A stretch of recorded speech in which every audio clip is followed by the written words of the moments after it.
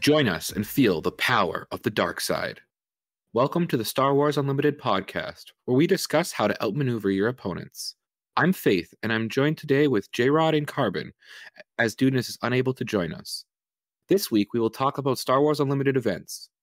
Before that, though, we are excited to say that we are officially less than 4 weeks until the pre-release. On Friday, February 2nd, FFG revealed the last leader in Spark of Rebellion, Emperor Palpatine.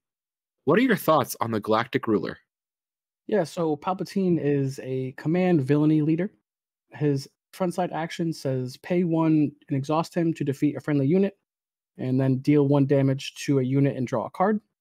And then his deploy side, he deploys for 8 resources. And he's a 4/10, and when deployed, take control of a damaged non-leader unit. And then on attack, you may defeat another friendly unit. If you do, deal 1 damage to a unit and draw a card. Personally, a big fan of this card. I don't think he's necessarily busted by any means, but I think he's got a really cool effect. He's definitely very unique. I had a little bit of time today as we were recording. This is the day that he was released, and had some time to play with him. He definitely has some bad matchups against aggro right now, but we're still early into the games, and I think he's the kind of power level of leader that I think can survive through the next couple of sets of releases. Whereas some other leaders right now are powerful only because the set's so small. So it'll be interesting to see kind of what happens with him in the future. Yeah, Palpatine is very cool, and I am very happy. Last week we were kind of speculating a little bit about what's Palpatine gonna do, what's he gonna do, and I was very confident that we were gonna have at least one leader that deploys at 8, and I was very happy to see that he does deploy at 8. So he's kind of the ultimate late game finisher. I'd say the other thing I really like about Palpatine is I like that he has an immediate impact with his deploy. The only other leader that technically has an immediate impact is Chewbacca, that has Sentinel when he deploys, so he immediately prevents damage, and no other leader really has that up until this point. Now, Palpatine just has a when deployed effect, just steal a unit, which is incredibly powerful. Obviously, you have to get to 8 to do that, but it's really cool to see more of this immediate impact from the leader deploy, which itself being a free action means you're going to have a massive swing when you get to the turn that you can deploy this leader. Just a slight correction on that. It is take control of a damaged non-leader unit. Did I say non-damaged? It says of a damaged non-leader. Did I say non-damaged? Is that why? No, Cqrbon said take control of a unit. Oh, damaged, yeah. Well, I mean, it's got to be damaged, but it's in the general sense of that's what it does, right? It does totally. Yeah, totally. Just to clarify for those that haven't seen the card or haven't, you can quickly, when you're reading a card, look over and miss that. I'm glad that you were happy getting something right, because I think I missed on every single one of my predictions, except maybe the obvious one, which was his traits. He didn't have Overwhelm, which that was kind of one of the big things I was expecting. He didn't have any ability to make your events cost cheaper or to buff up your guys. So, and I also said he would cost 7. So I think I struck out on almost every single way. When I look at the card, though, I definitely feel what I think I should feel looking at an Emperor Palpatine. Like you pointed out with the when deployed effect, I think that's a very interesting thing from a set design perspective, which is a lens that I try to look at, because now I'm thinking of, in the future, what other when deployed effects are we going to get? So it's a cool way to look into what the future of the game will be when they're thinking and having in the game idea when deployed effects. Yeah, I mean, I guess to hop on your guys, going back to last week's episode, I was also extremely wrong on my guess. I had the he doesn't deploy take. That was kind of my big turning point for the leader, and clearly, as he has a deploy side, I was very wrong on that. So I'd probably say I was the most wrong, but I imagine that we'll get something like that in the future. Maybe not in the first couple sets, but I'd be excited to see the power level of that. And I would imagine it probably would be a Palpatine card that has that non-deploy effect. Maybe like a Senator or something like that. That'd be kind of interesting, or like an Amidala. Yeah, I can see that for sure.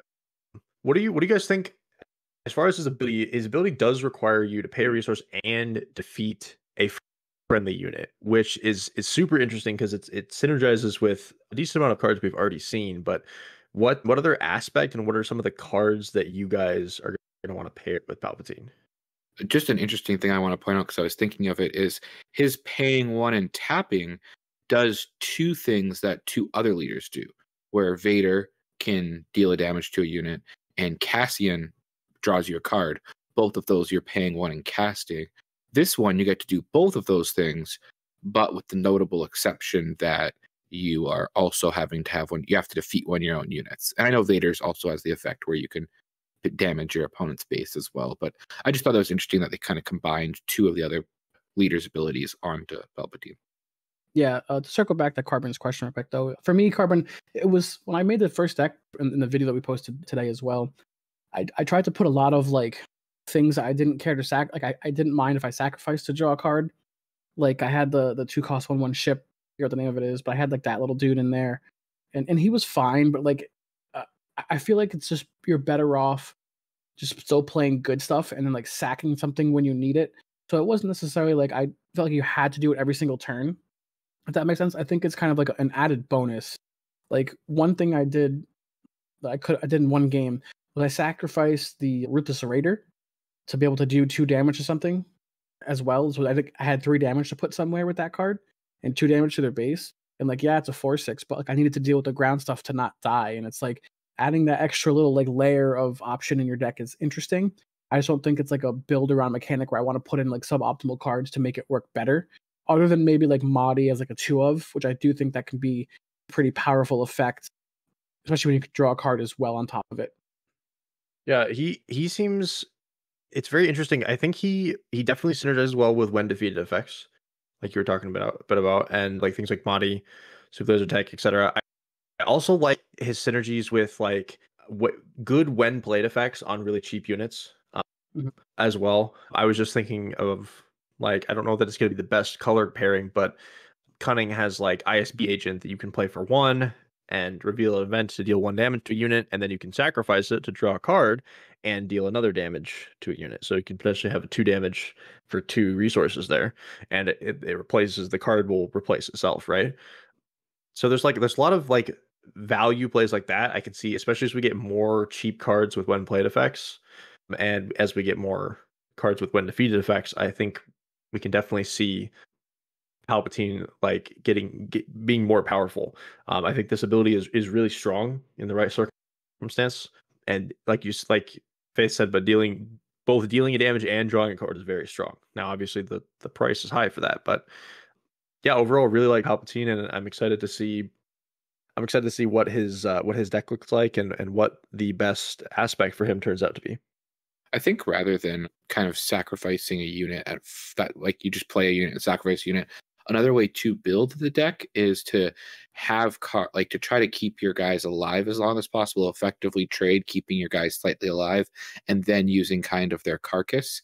An example I'm thinking of this is Death Troopers, because they'll enter play, have that one play effect. Now they're a 3/1, which it's like, okay, I've done what I've needed them to do. Hopefully I've removed something from my opponent's board, and now I'm kind of going to discard his last body.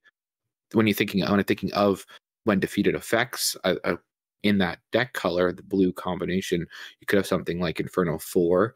So using that Inferno 4 to maybe get some damage, at least on a guy early, and then getting rid of him if you need to still sort your deck out.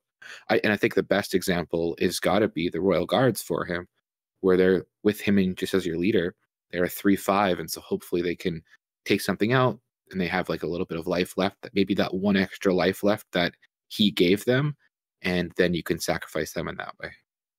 Yeah, one of my favorite plays I actually made today in some testing outside of our recorded game was I used an Imperial Interceptor on turn 3 to destroy one of my opponent's ships.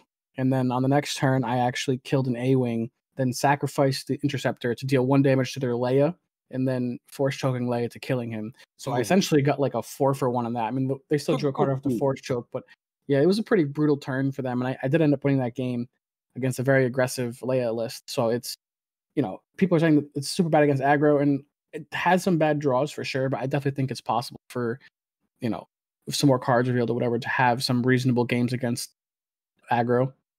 That sounds pretty gross. Yeah. Yeah, something we've kind of noticed with a lot of these leaders that have these more specific effects. Like Grand Inquisitor is another example of a deck that wants very specific units and cards in it to perform well. I think this is a leader that is only going to get better with time. I think as we get to set 2 and 3, I mean the number of cards that either directly synergize with this or just have like Jrod is saying, just like Interceptor, small body, strong when played effect, make a favorable trade or push some damage, sacrifice it to get another card and deal damage. That, like, the cards that work with that ability, as we get more of them and more sets, I think Palpatine's only going to get more powerful. Yeah, and I'll say one thing about Palpatine. And this is like with like many of the rare leaders in general. The community sees the card and goes, card looks bad. Like, I think every rare leader that's come out, Iden, Chirrut, like the list goes on, even like Cassian to a degree, even Grand Inquisitor to a degree, they all came out and they were like, man, these leaders stink. They're not good. And then they put them on the table and they play with them like, oh, wait, they're actually pretty good. And I'm just waiting for people to like realize that, like, hey, maybe the devs are like pretty good at what they do. And like, we should probably like trust them that if they're putting Palpatine as the last leader they reveal, that he's probably going to be pretty good, because if they're trying to build hype, they're not going to wait to the end to reveal a bad leader, right? There's also still like 25 cards left that we don't know. So that also probably means that there could be something else in here for Palpatine that makes him even better. So I would have everyone pump the brakes on thinking Palpatine's bad, and definitely try to get creative with the list you're trying to make with him. Well, we do look forward to seeing the rest of what FFG has cooking for Set 1. On Wednesday, FFG had a stream where they discussed upcoming events. Cqrbon, what did you learn about Store Showdowns from the stream? Yeah, so Store Showdowns are this really cool event that they're talking about running at participating stores. They can just sign up and get the participating kit for it and host it, and then the events will be on their site. They'll have like an event finder and an app. So the Store Showdown is going to be an event that happens once per set, so once every 4 months. It's like a casual tier event, so it's not a super competitive thing. You just kind of show up and you bring your constructed deck, and you just kind of participate. I believe they set a Swiss bracket, and you just compete against other players, play a bunch of games, and then there's some special prizes for the winners and judges.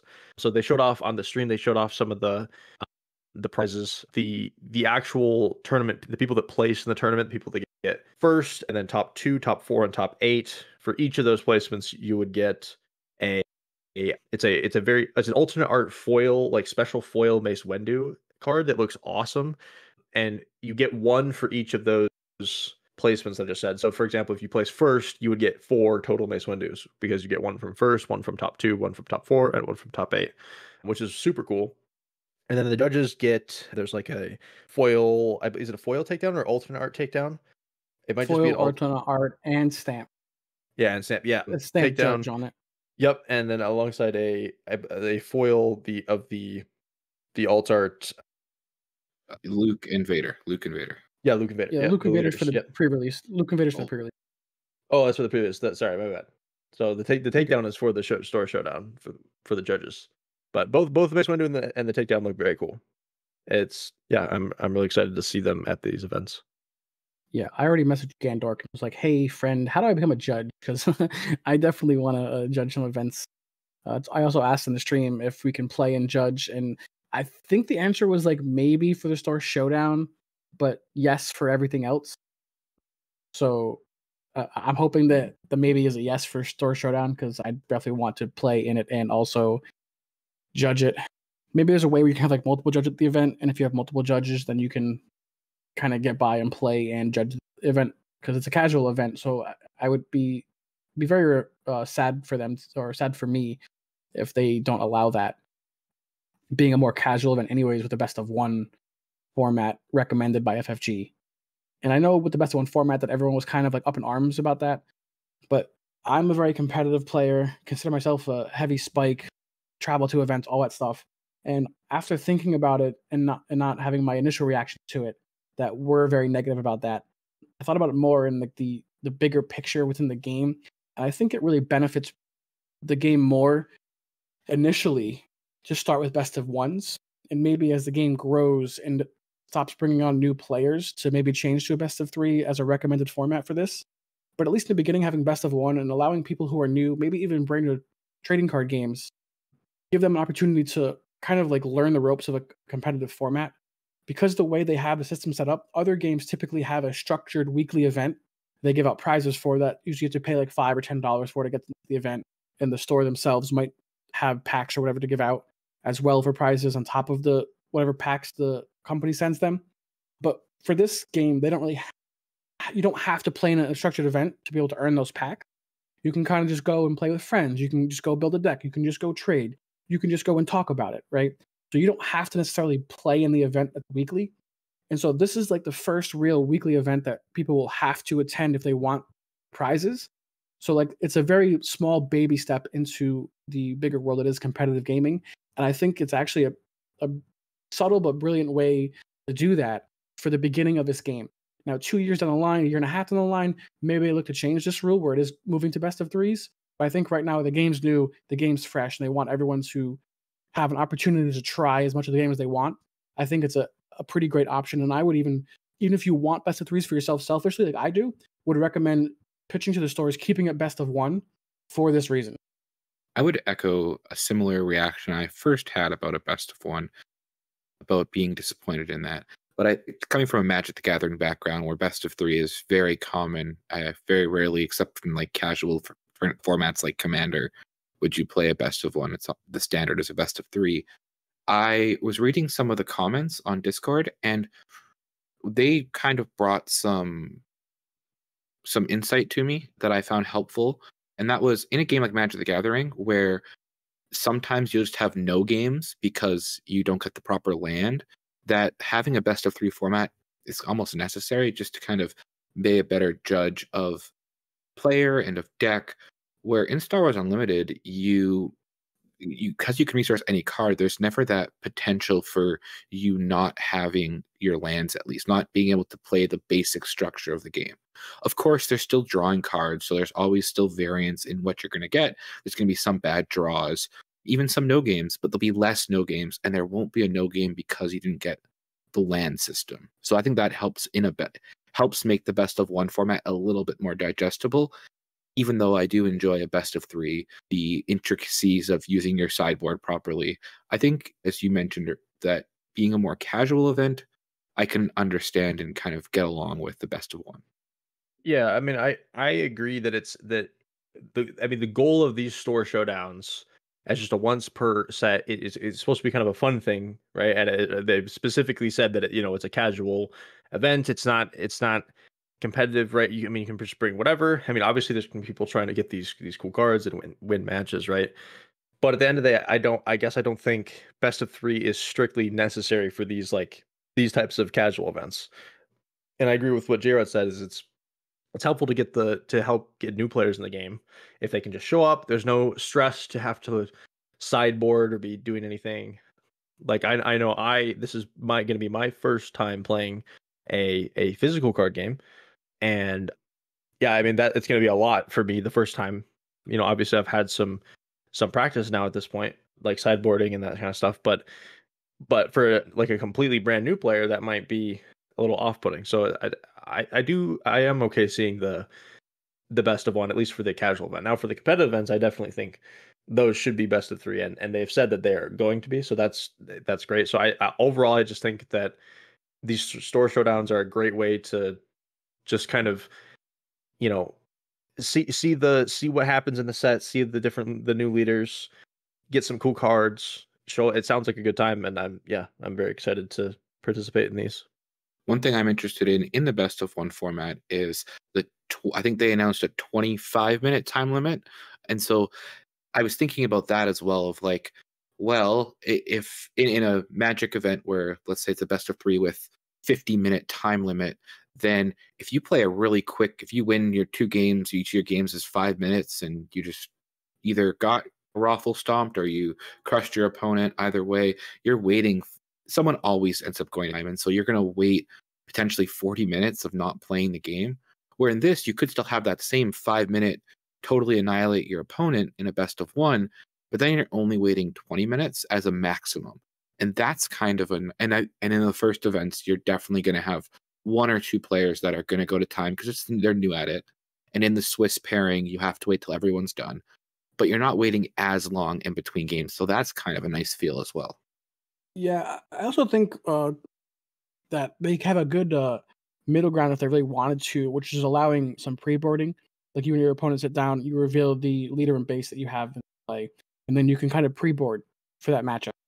Do a best of one, you can pre-board. That way you can bring your best 50 cards against their best 50 cards and not feel like this is my bad matchup. I had a great sideboard plan for it, but I can't use that. Right. I think that could be a reasonable middle ground if they wanted to do that, and also would help the newer players to events learn what sideboarding is and kind of get at least some practice with that before they move to the bigger events. But I can also see them not doing that as well. And also to your point of the 25 minutes, I like that as well. I think it's also good because a lot of these events, like I know for my store, we're probably doing it on Monday night, even for these like store showdowns. And if that's the case, then it's going to be after work, usually like, 6 or 7 p.m. So we're not going to have time to run giant Swiss rounds for, however many, like 45 to an hour rounds. Like, I mean, we can get it done in like 2 or 3 hours and then head home. Like we typically do for the game store events. So I think that's also a good option. They added that as well. I think one thing that I'm a little bit hesitant on, it's just a personal preference style. I'm not a fan of kind of champion cards and with words on it like judge or even kind of foil cards. I'm a plain Jane kind of, I actually like the regular frames. And so I'm not personally too interested in the metal cards except for trade fodder. Yeah, I mean, okay, Cqrbon. I was just gonna say the good news is then he can give them all to me. Then that's totally fine. Then seems good. You can have my champion, finalist, top 4, and top 8 one. Yeah, I mean that's something that I had planned to. Like, I know when I open up my case, I'm definitely gonna be like, okay, who wants Mace Windu? I will trade you Mace for like any other legendary. Let's just swap it around because I know that I'll be getting my playset through the Sword Championship when that comes around. So I'm not worried about it, and I'm unlikely to play him right off the bat. So I'll acquire him in my collection a little bit later on for that. So if you're at my locals, do you want to trade for Mace? Because I got something for you. So we've talked a little bit about how store showdowns are the highest level of casual. FFG has another structure for a competitive tier. Jrod, since we don't know all the details about the competitive structure yet, what have you understood about what that'll entail? Yeah, I mean, it's very limited at the moment, but realistically, you have planetary qualifiers, regional qualifiers, and sector qualifiers that all lead to a culmination at the Galactic Championship. So basically, you play in these bigger events and you earn points based on how you finish and all that stuff. And just attending them, you earn some amount of points, I believe. And then you have to acquire a certain limited amount of points to be qualified for the Galactic Championship, where you can then play to be the world champion. To be the Galactic Champion. Yes, excuse me, the Galactic Champion. So the FFG has a helpful picture out for those that haven't seen it and maybe wanted a little bit more information. It shows like the planetary qualifier, sector qualifier, regional qualifier, all leading to the Galactic Championship, and they have a certain width and height, and the height represents kind of the high amount of points you can get. So the smaller it is, the less points it's worth overall, and then the wider it is shows kind of how wide-reaching it will be. The planetary qualifier, which they have first, is long and thin, because they did say if you win a planetary qualifier, you would earn enough points to qualify for the Galactic Championship. And they said for normal sets, though planetary qualifiers will happen, or planetary qualifiers are going to happen, I think they said in the later part of the year or the first part of 2025. And then restore showdowns, those are going to happen normally a month after a set releases, but on set 1, it's going to be, I think, 2 months, they said, afterwards, because the game's just coming out new. Yeah, I'm definitely excited for these. I know for like the first year, because in 2025, the Worlds is kind of open invitation, first come, first serve. I'm probably less likely to want to travel too far for these, so I'll probably just play in my local ones, keep costs down for the first Worlds. But then as, the World seat becomes more about earning points, and I definitely live in a very competitive area. If any of you guys know the KTOD boys, they are in my area and are very good players, and I play with them often, but it's definitely going to be trouble to try to get out of that to earn my World seat. So I got my my work cut out for me for that. So I'll probably have to travel a little bit to potentially earn a seat for that. One way to not have to travel is if they just have all their galactic championships in Minnesota at their headquarters, which I would like, since that's where I am. Yeah, that's about a 2-hour drive for me, so I could make that happen too. I will say I like, again, coming from not having played a physical game and seeing, just going into this brand new game and seeing how much like support is clearly like just already baked into this game well before launch, right? For competitive play is awesome. And I don't know that I'm going to be able to make it super far, but I'll definitely be going to these events if I can and try to bring some strong deck and place well in some games. So it's just I mean, I can't express it's awesome. It's an awesome feeling to see that the developers of the game like are genuinely like supporting the game, supporting competitive play, supporting casual play, right? And and they've made pretty clear, at least so far, that their general intentions for that, right? They've been clear and upfront with it, and that's really awesome to see.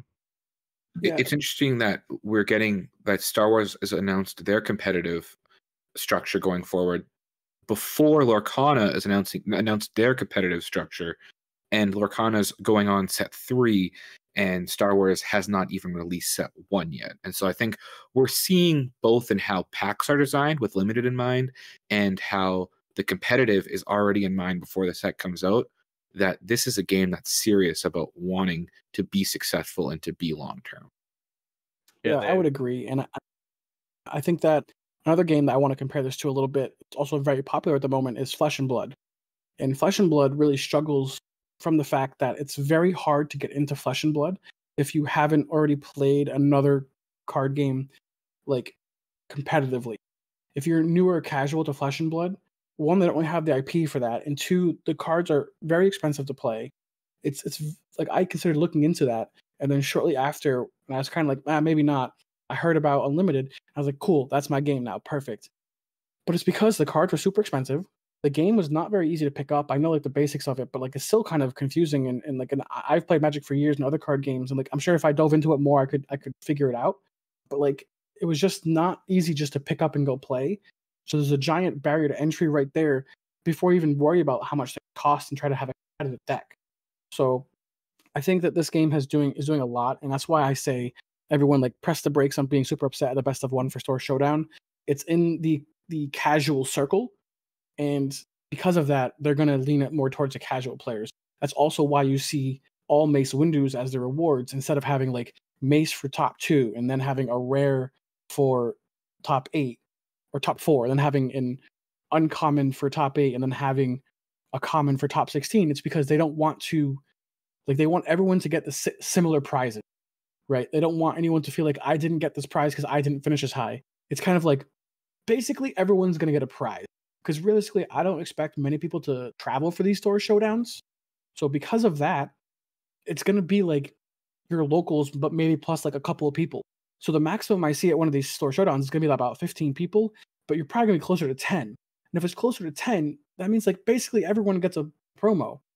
You know what I mean? And like if there's a little person there and you win the event and you get 4, maybe be a nice guy and give like your top 8 one to like the little guy who didn't get anything. You know what I mean? Like, but so just be a reasonable person and like make everyone happy, because you don't need 4, you just need 3. But that's just my 2. I think that we kind of, as you mentioned there, that there's a variety of different players. And that, I think they really thought of that in their C3OP, which is a very clever pun on C3PO, but where there's different kinds of people that get into card games for different reasons. You pointed out some of the flaws potentially in Flesh and Blood, which I'm not as familiar with, but I kind of understand what you're saying. And that's that you've got the connect. So you're gonna, that's like for the casual level people, you're connecting with other people, you're building relationships, which is great. You're competing, which is an important part of games as well. Like being able to have high level events is ultimately what's going to help a game survive. And then also there's the collect part.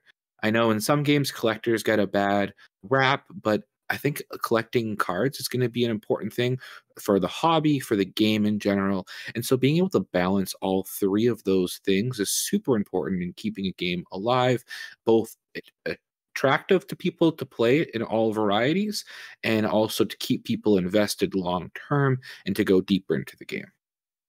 Yeah, I think the other thing too, I know people have been talking about as well that they might struggle to find a community near them. And if you're in that scenario, which is kind of unfortunate, I would recommend that if you're really passionate about this game, is really going out there and starting to build your own community. Talk to a store, find one that's like willing to like help you get things going, that does a little bit of promoting for the game and that kind of stuff. Print out some decks and go there and say, hey, I want to learn to play. I have, 8 decks printed out, 4 Lukes, 4 Vaders. Can we do a little learn to play so I can teach some people how to play this game?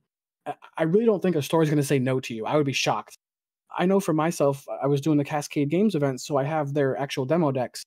And I have about a month in between my 2 events. I already did one. I have one upcoming in a couple of weeks. But in between that time, I reached out to 2 of my local stores where I commonly go play. I was like, hey, I'd love to run a learn to play for Star Wars Unlimited, totally free. I don't want you guys to pay me anything. I just want to teach people how to play this amazing game that I love. And both of them were like, yep, absolutely. And we set up times and dates and we did it. And, I didn't have massive turnouts. I didn't have 20 people, but I had, 5 here, 5 there. And in my area, I had people that were traveling an hour just to go play the demo decks for an hour. You know what I mean? Because there wasn't anything around for them to even try it. And there really wasn't a ton of marketing for this, like in our area, in my area here. So, it's just, once the game kind of gets out, people will be interested in it once they can get their hands on it. I think that's the one problem that everyone's having right now, is that the game's not out. Once the game's out and you can put the cards on the table and you can say, hey, these are the cards. Don't play Bamboozle because that art's ugly, but put like a good art card down the table. This is the cards we can go play. And, I think people will be more incentivized to try the game out once we can actually get our hands on the cards. And I think an important part that you said there is supporting your local game store. So that way you have a place to play the game. It's really important, that ecosystem. And it looks like FFG is supporting local game stores. For those that are unaware, we're not exactly sure of where you're going to be able to, all the places you're going to be able to buy Star Wars, if you can buy them in big box stores or not. But and we're going to get a stream about weekly play coming up in the end of February, so right before release. And that's going to be a really cool opportunity whereby, just as FFG's talked about their plan, just going up to the store and building decks, you can get a pack from your local game store that shouldn't cost you money, as from what I've understood from videos so far, where you're just going to get cards. Again, that's whether you're playing in an event, whether you're just building decks. Their plan is that everyone can join in on that at your local game store. So really, if you are wanting to make this game grow, as Jrod said, you may need to start your own community up by getting a little bit involved and doing it and connecting with your local game store. I will say, if your game store is not giving those packs out for free, you should try to find a way to get in touch with a distributor or FFG, because I know that they're supposed to be giving out for free because FFG is giving them to the stores for free. So there should not be any money attached to your ability to acquire those packs for the casual event. Yeah, to clarify, these are those like special promo packs. I think they've got 3 cards with a very selection of certain cards with alternate art and a different kind of like faded treatment on the edges. Are those the ones that they're giving out for free, I believe? Like the 3 card packs? Yeah, like the Bosk and the Takedown. Yeah. And the Sabine, I think the Sabine. Yeah, was the in Sabine. there. Mm-hmm. Yeah, so yeah, those are really cool. So they mentioned the starter cards, I believe, will be in there's alternates as well, which will be the only place you can actually get the full art versions of the starter cards. Yeah, from my understanding. Yes. Yeah. Mm-hmm. Mm-hmm. So Cqrbon, you were saying that this is kind of your first time in kind of a higher or in person kind of bigger events. As someone with that experience, does any of this kind of worry you, or does any of it kind of overwhelming to you? Like, you've played games before, but yeah, what are your thoughts on it? In terms of like gameplay, I'm very comfortable with this game. I've played a lot of games now of it, and I love the game. I'm super excited to get into it. In terms of like actually like getting into like a physical game and the differences, it's been a bit of a leap. I've had to pick up some things I've never needed before. Like I've got some card sleeves now. I've got a few deck boxes, right? I've got a couple mats, to play the game on. So like it's just some of the actual like stuff, right, that you need to play the game, which is pretty cool. in terms of like actually getting into the community, for me personally, it's gonna be a little bit harder to do that, just because right now I'm like 40 minutes away from the nearest store that would maybe have events, and I've talked with them a little bit about stuff, but I'm not 100% sure yet if there's going to be I'm going to be able to have a scene in my area. But make one. Yeah. I mean, I'll have to. Yeah, I'll have to. Push a little bit more on that and see if I can get a community started in my area. But overall, I'm very much looking forward to it. The product of actually like owning the cards themselves compared to me playing like digital games before is pretty cool. So yeah, I'm super excited. And I mean, it's just about a month, 5 weeks or so away from the full release, and only a month or less than a month from the release. So yeah, super excited to get into this. And real quickly, to hop on face point of supporting local game stores, is don't be afraid to talk to them and say, like, if they're doing like above MSRP or whatever, like, hey, listen, like I can get these boxes for this price online. Like, can you get in that ballpark? Because they obviously have a little more overhead than online stores, so you have to be respectful of that. So if you have to pay an extra, like, $5 get the one in the store than the one online, I would definitely recommend getting the one in the store, because don't forget that $5 goes to them paying for their lights and the employees and the rent and all that stuff. So you can have a spot to go play for $5 every week. So just think of that when you're, thinking about where to purchase your items. Thank you to all the friendly local game stores for having a space for us to play. Well, let us know in the comments below which event you are looking forward to playing in, and whether you're heading down the casual or competitive path. Hit that subscribe button if you are interested in our Set 1 leader tier list dropping later this week. Thank you for listening, and we will see you next time on Outmaneuver.